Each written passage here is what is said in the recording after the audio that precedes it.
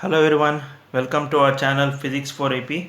So as we were discussing about acids, bases and salts, so we have discussed about the physical properties, we have discussed about the indicators, and we have discussed about the chemical properties in our previous episode. So we have discussed about all the reactions along with the neutralization reaction applications. Now today we are going to discuss about the salt, that is the family of salt, the chlor-alkali process, and from this chlor-alkali process we will be discussing about the preparation of bleaching powder, baking soda and washing soda, and last we will be discussing about the water of crystallization. So let us discuss about the chemical properties of the salt and its preparations over here. So as if we see here, chemicals that we prepare from the salt. So first of all we need to discuss about the family of the salt. So the family of salts, we have some of the families like chloride family, sulfate family, carbonate family. So all these belongs to the family of a salt, like NaCl, that is sodium chloride. So it belongs to the family of the chlorides. Magnesium sulfate, so this belongs to the family of sulfate. And sodium carbonate, so this belongs to the family of carbonate. So if you see any of the family of the salt, so they will be, you will be having the chloride, sulfate or carbonates or any other, and here we will be having seeing the metals over here, the first group and second group. Mostly first, second, third group elements will be present over here. The first 1A group, the second A group and the third A group. So that means the first group, the second group and the 13th group elements which are present mostly will be, you will be seeing the salts of the chloride, sulfates and carbonates over here. Right now let us discuss about the common salt which we are using in our home. So it is also called as the table salt, which is called as sodium chloride. So this sodium chloride comes from the ore called rock salt. So it comes from the ore rock salt, that which is present in the oceans and seas. So we have a common salt, or it is also called as a table salt, which is used for the cooking purpose, that is NaCl, sodium chloride. So we have the some of the important raw materials which can be prepared by using the NaCl. Like we can prepare sodium hydroxide, we can prepare baking soda, that is sodium hydrogen carbonate, and we can prepare washing soda, that is Na2CO3 10H2O washing soda, as well as we can prepare also the bleaching powder CaOCl2, calcium oxychloride. Now let us see one by one the preparation of all these compounds. With the help of this salt, with the help of this NaCl, we can prepare all these raw materials. So let us see how are they prepared. So if we see here the preparation of NaOH, sodium hydroxide, it is prepared by a process called chlor-alkali process. So the main important thing, that is a chlor-alkali process. So when an electricity is passed through an aqueous of solution of sodium chloride. So when an electricity is passed through the aqueous solution of sodium chloride, it decomposes to form sodium hydroxide. That is, if you take NaCl as it is a solid, and if you dissolve it in water, and in the presence of electricity, when electricity is passed through it, then it decomposes to sodium hydroxide, chlorine gas and hydrogen gas over here. So here the chlorine gas will be attached to the cathode and hydrogen gas will be attached to the anode. So I'll give you the picture over here. So the chlor-alkali process is the process in which the electricity is passed through the aqueous solution of sodium chloride.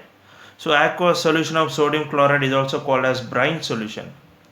It is also called as brine solution here. So it decomposes to form sodium hydroxide NaOH. So 2NaCl plus H2O gives rise to, in the presence of electricity, so sodium hydroxide plus chlorine gas plus hydrogen over here. So this is the important product from chlor-alkali process, the hydrogen gas, chlorine gas and sodium hydroxide. So observe it carefully. Now let us see the preparation of bleaching powder. So bleaching powder is also called as calcium oxychloride, that is CaOCl2. So how this calcium oxychloride or the bleaching powder is prepared. So when a calcium hydroxide or dry slaked lime, so when the calcium hydroxide, when we pass the chlorine gas through it, when we pass a chlorine gas to the dry slaked lime, it converts into CaOCl, bleaching powder, or calcium oxychloride, and water has been released over here. But where is salt present in this? As there is NaCl is not present in this, but how can we say that NaCl is can be prepared these raw materials? It is prepared with the help of NaCl. The bleaching powder is prepared with the help of NaCl. How it is prepared is indirectly, as we have seen here in chloralkali process. By using the NaCl, we got sodium hydroxide, we got chlorine gas, as well as we got hydrogen, right? Now by using of this chlorine gas, we send this chlorine, the gas which we get, the chlorine gas is being sent to the dry slaked lime, that is calcium hydroxide. So now it has been reacted with the chlorine gas to form calcium oxychloride, and water vapors or water molecules are being released out. So here the calcium oxychloride is said to be called as the bleaching powder. Now what are the use of bleaching powder? As you can see here, so use it for bleaching cotton and linen in textile industries.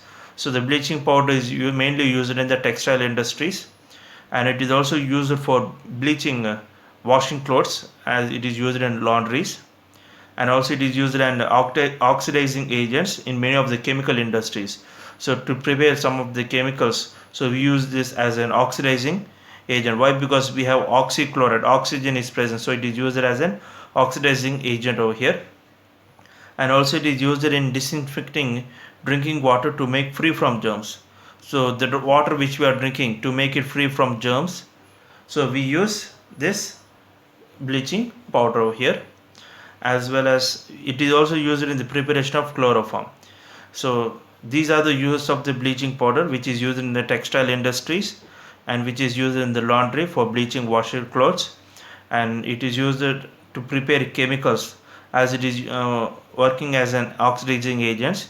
It is used in many chemical industries, and it is used in drinking water to make it free from germs, and also it is used to the preparation of the chloroform here. So this is about the bleaching powder, the preparation of bleaching powder and their respective uses over here. Now next move on to the next preparation, that is the preparation of baking soda. So already we know the soda which we are using in our home for making crispy pakodas or making any other items in idlis, in making in dosas, we use this baking soda. So the baking soda formula is NaHCO3. It is also called as sodium hydrogen carbonate. So it is also called as sodium hydrogen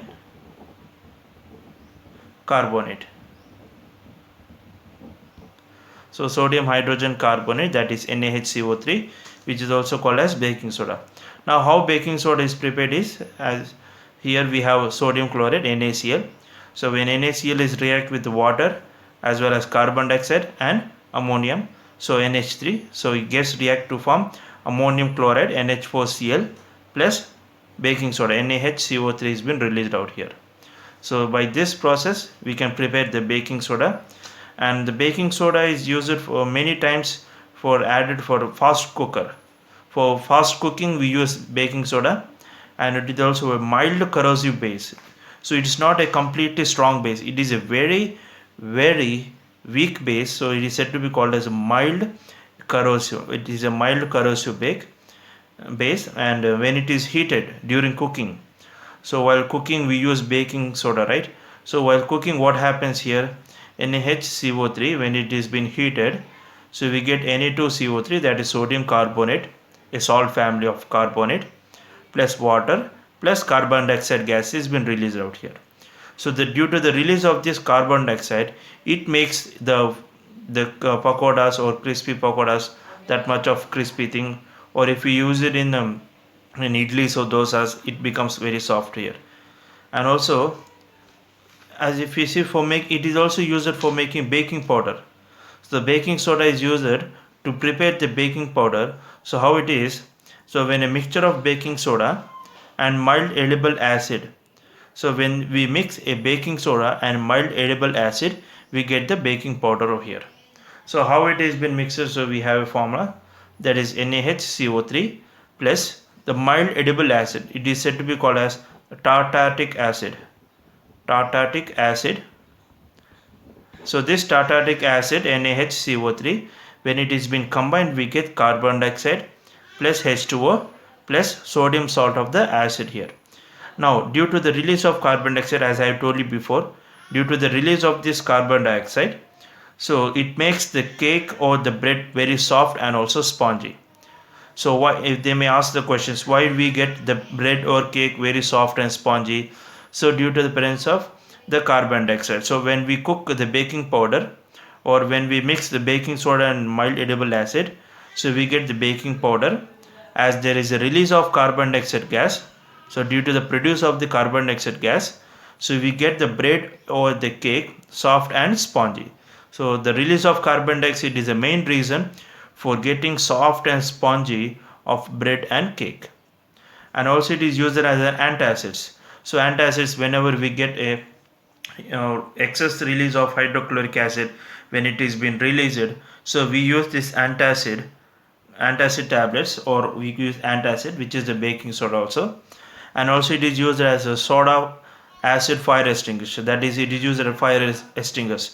You might have seen in your schools or any of the office buildings a red color cylinder they were kept to the wall, attached to the wall with a black pipe, right? So that is, inside we have a soda acid fire extinguisher. So we have inside that, we have an acid which is H2SO4. So we have an acid H2SO4, and here at the knob we have the baking soda NaHCO3. Now when we remove the knob, the baking powder and the H2SO4, these two are being mixed together, and there is a release of gas which is carbon dioxide. Now this carbon dioxide is used to extinguish the fire, that is, to put off the fire we use this carbon dioxide gas. And also it is used as a mild antiseptic, and also it is used as a mild antiseptic. So these are the preparation of the baking soda here, NaHCO3, which is sodium hydrogen carbonate. So this is the preparation. So NaCl reacts with water and carbon dioxide and ammonia, we get ammonium chloride as well as the baking soda NaHCO3, and these are the uses over here. And next is the preparation of washing soda. So how the washing soda is being prepared over here, that is Na2CO3 10H2O. So simple is, that is Na2CO3 plus 10H2O. So we have Na2CO3. So where do we get this Na2CO3? That is sodium carbonate. In previous reaction, when we heat the baking powder or baking soda, so we got Na2CO3. Now using this Na2CO3, we add 10 moles of H2O water molecules, and we get Na2CO3 10H2O, which is called as a washing soda or sodium carbonate. It is also called as sodium carbonate. And coming to the uses is, we use the baking soda, washing soda in the glass, soap and paper industries. So we use in the preparation of glass industries, soap industries and paper industries, we use the washing soda. And also it is used in the manufacture of sodium compounds.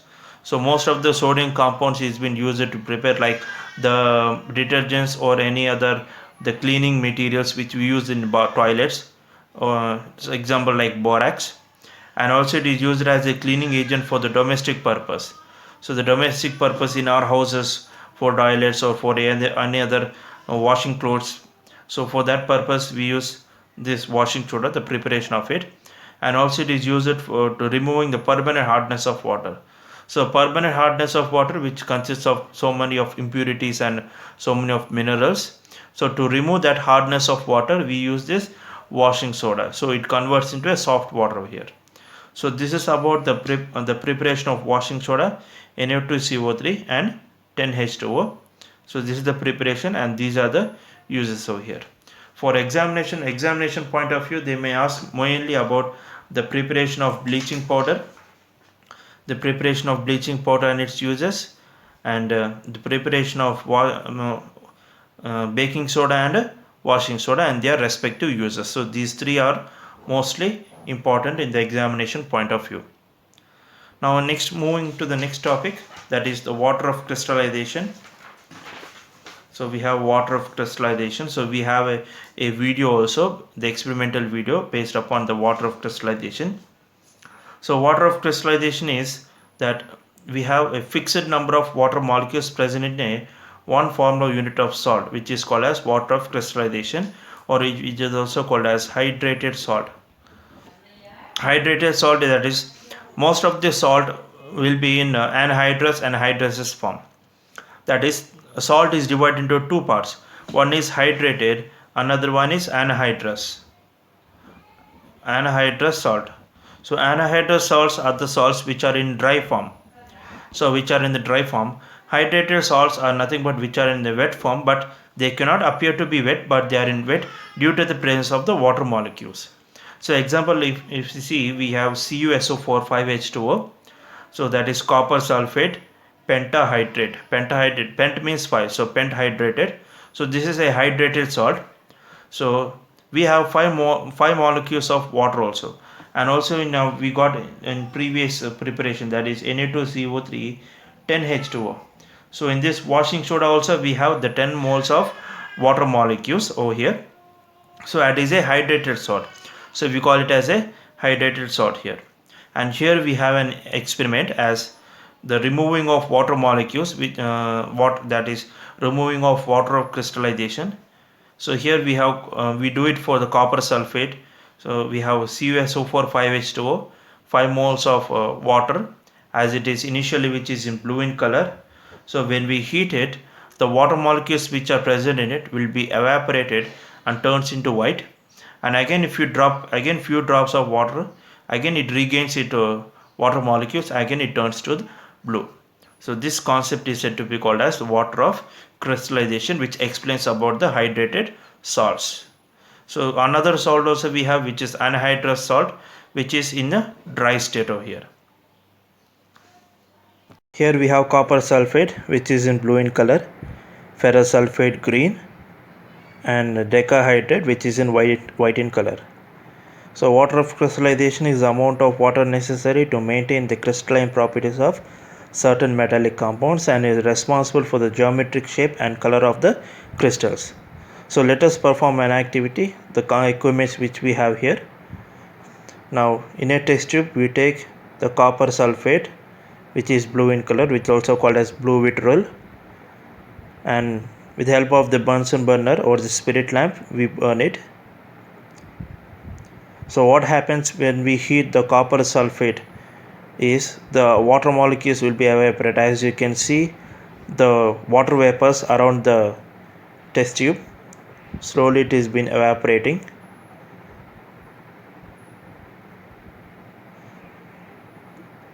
So the copper sulfate is been evaporated and it has been converted into white color.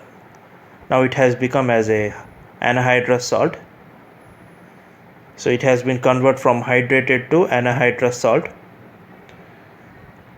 So copper sulfate CuSO4. Now to again regain its color, that's to convert into blue color, so we add some drops of water in it. Now can you see it is converting into blue again? So that means it's regained its water molecules and it converted into copper sulfate hydrated salt. So the substance containing water of crystallization is called hydrous salt or hydrate. So this water can be expelled by heating and then salt is said to become anhydrous. Next we will be seeing of the plaster of Paris. So plaster of Paris, the formula is CaSO4 half H2O. So how do we get this plaster of Paris? That is when we have gypsum, that is CaSO4 2H2O. When the gypsum is being heated with 373 Kelvin, or we can call it as 100 degrees Celsius, it loses partially its water molecules. Some of its water molecules have been evaporated and we get calcium sulfate hemihydrate. So this calcium sulfate hemihydrate, that is CaSO4 half H2O, is said to be called as the plaster of Paris. So plaster of Paris is a white powder. So it is a white powder, just like a white cement we call it. So white powder. So when we mix into water and when it gets become dry, it sets into a hard solid substance which is called as a gypsum. So gypsum formula is CSO4 2H2O. Let us see how it has been converted. So we have the plaster of Paris CSO4 half H2O. So when we add some of the water molecules, that is 1.5 mole of water molecules attached to this, then it converts into CSO4 to H2O. That means here we have half and here 1.5.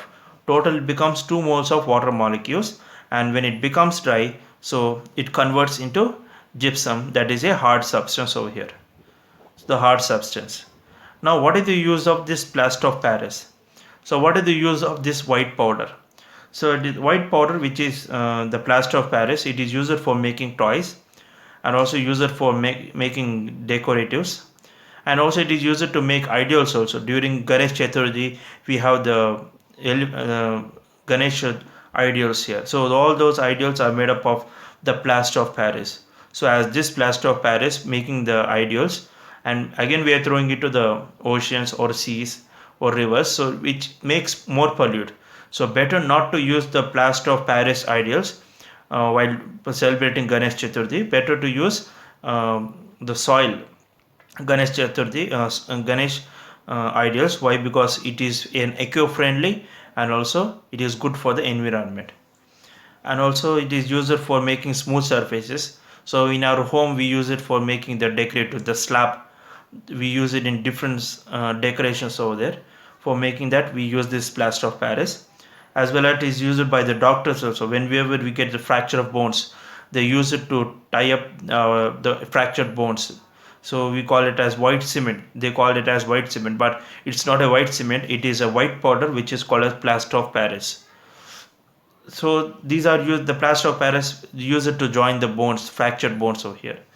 So now this is the preparation of the plaster of Paris and its respective uses over here. And coming to the end of the chapter, we have some of the important points over here. So let us see those some of the points. So here we have the electricity conduction over here. Now we have a jar, a beaker. So in this beaker we have two graphite rods, and the two graphite rods are connected to the 240 volts of a battery or an electricity, so which is connected to the positive terminal and to the bulb over here. Now in this solution we take the electrolyte as dilute HCl, so that is acids. So I told you before that acids can conduct electricity. So when we switch on the switch, so it passes the electricity and makes the bulb glow. By this we can say that acids can conduct electricity. But here we have two kinds of acids, which is strong acids and weak acids. So strong acids can make the bulb glow very brighter, but some of the weak acids like acetic acids, they can conduct electricity but not much as the strong one. So that means they conduct the electricity, that is the bulb will glow, but not in a brighter one, but little bit weaker. So weak acids. As well as for bases also. So for bases also we have NaOH, KOH, potassium hydroxide. So these which has the bases also can conduct electricity over here. So what is the reason of conducting electricity over here? So as if we see in acids, we have the H plus ions. So as we have H plus ions, and in the bases we have OH minus ions. So in acids we have H plus ions, in bases we have OH minus ions. So that is due to the presence of these ions, it can conduct electricity, right? But if you take for water H2O, so H2O can produce as H plus and OH minus. So here we have two ions, one is H plus and OH minus ions. So then also it can conduct electricity, but the pure distilled water, the pure 100% pure distilled water, it cannot conduct electricity. Why? Because it cannot dissociate into ions over here. So the pure distilled water, it cannot dissociate into H plus and OH minus ions. It cannot dissociate, that means it cannot make it, and it cannot conduct electricity over here. At the same time, if we see, we have C6H12O6, which is glucose. In this also we have the hydrogen atoms over here. In alcohol also C2H5OH, here also we have hydrogen atoms, and as well as OH, hydroxy also present over here. But do they conduct electricity? Can they conduct electricity over here? No, they cannot conduct electricity, as they have hydrogen atoms as well as hydroxy ions atoms over here. They cannot conduct electricity. Why? Because they cannot dissociate into the free ions, that is H plus and OH. Free ions, they cannot be dissociated, so that is why they cannot conduct electricity over here. Only the strong acids and the strong bases, or weak acids, or even some of the weak bases can conduct electricity, but a pure distilled water and a glucose and alcohol cannot conduct electricity. So I think you got clear about this concept over here, the conduction of electricity.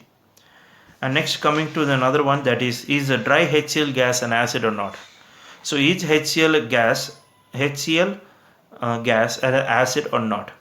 So as we have seen, HCl, dilute HCl over here, so it can conduct electricity, but as it is in the liquid form. But here the dry HCl gas, which is in the form of gas, can it conduct electricity? That we'll see. So to prepare a dry HCl gas, so we need a sodium chloride, that is a salt which is in a solid state, and we need H2SO4, that is sulfuric acid. So when we mix together, we get Na2SO4, that is aqueous solution or the solid which is present down, and we have HCl, hydrochloric acid gas has been evolved here. So the gas which has been evolved, so when we test it with the blue litmus, there is no color change over here. So when there is no color change, actually what it is, acid should turn blue litmus to red litmus, right? But here the gas which is the hydrochloric gas which is been released, when it is tested with the blue litmus, it is not being changed. That means the dry HCl which we are getting here is not an acid. So why? Because the dry HCl cannot produce the H plus ions, so it cannot dissociate into ions. Free H plus ions are not being produced.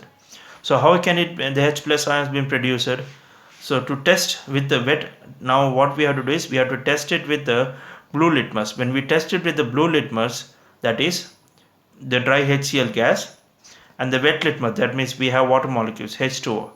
Now it dissociates into H3O plus and Cl minus. So as we have H3O plus, that is called as hydronium ion, so it converts into red. That means the dry HCl is not an acid, but when it is been tested with the blue litmus, then it converts into acid. So as you can see, an activity which converts into red litmus over here. So here we have H plus ion. Only the H plus ion cannot conduct electricity, or it is not the reason for an acid.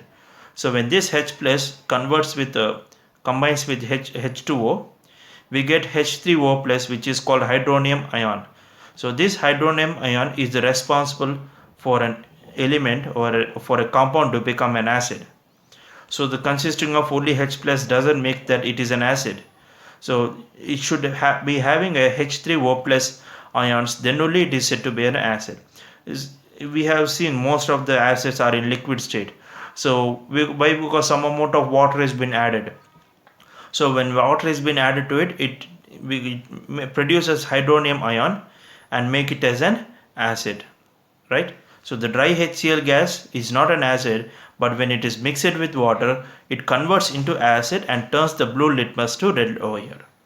So this is the reason why the dry HCl gas is not an acid, as it cannot produce H plus ions here. And we are coming to the last question, is that water mixed with acid or base. So when an acid is mixed, that water mixed with acid or base. So let us see how we need to mix it, whether it should be mixed with water to acid or acid to water. So let us see. So first I have taken a beaker of water. So I have taken a beaker of water, and in the second beaker I have taken acid over here. Now I have a concentrated H2SO4, that's sulfuric acid, so which is 94% of concentrated, which is the strongest acid. So H2SO4 is said to be called as the king of acids over here. So I have taken the concentrated H2SO4. Now 94% of concentrated H2SO4. Now we need to convert this H2SO4, that is concentrated H2SO4, need to be converted into a dilute H2SO4. So how can we convert this, the converting the concentrated solution to the dilute solution? By adding water. But the way of adding water is a special purpose over here, a special case over here. So how we need to add? Whether should we add water into acid or acid into water? That means whether should we add acid into water or water into acid. Now which one is the correct answer? Actually both are not same here. So water into acid or acid into water, both are same. No, both are going to be get mixed over here, but both are not going mix it over here, but there is a special case over here which should be in a particular one. So when what happens is, when you mix acid into water, it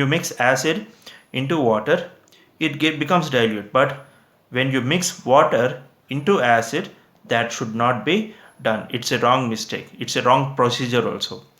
So when you mix water into acid, so H3O plus ions dissociates and produces more exothermic reaction. That is, exothermic reaction is nothing but a huge amount of heat energy is being released. Huge amount of heat energy released.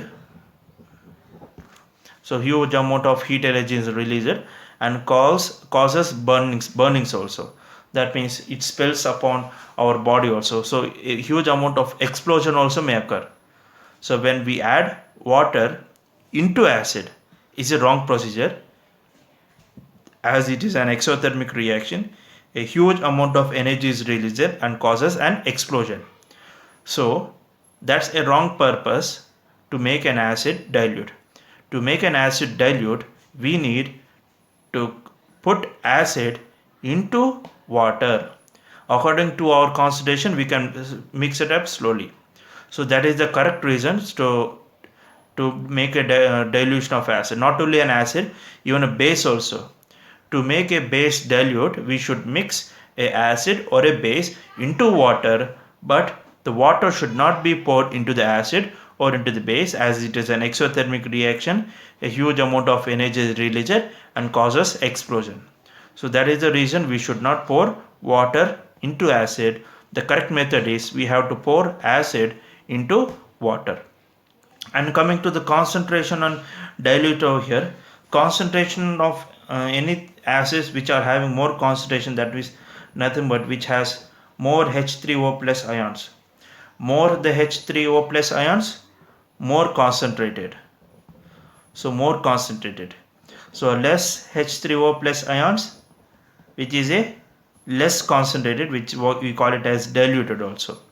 The same also, more OH minus ions, we call it as strong base. Strong base. Less OH minus ions is said to be called as weak base. More H3O plus, more concentrated, or we can call it as strong acid. Less H3O plus ions, which is diluted, or we can call it as weak acid. Okay, so this is about the total the concept of acids and bases here. So what we have discussed till now is, we have discussed the physical properties, we have discussed about the indicators, we have discussed about the chemical properties, the reactions between them, we have discussed about the water of crystallization, the family of salt, the chlor-alkali process, the preparation of here. So this is what we have discussed up to our acids and bases concept over here. So right now, thank you for your time. Please subscribe the channel. Thank you for watching it, and like it if you like the video, and give your valuable comment. I will be waiting for it. Thank you everyone.